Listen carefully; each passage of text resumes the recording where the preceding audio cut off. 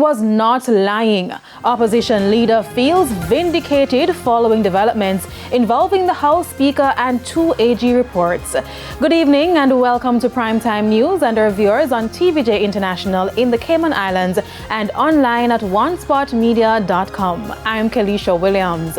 Also this evening, 5 persons shot in attack off Waltham Park Road in St. Andrew, and Indicom probing police double fatal shooting in Old Harbour Bay. There's also sports and weather in this newscast, so please stay with us. I'll have the news in detail right after this break.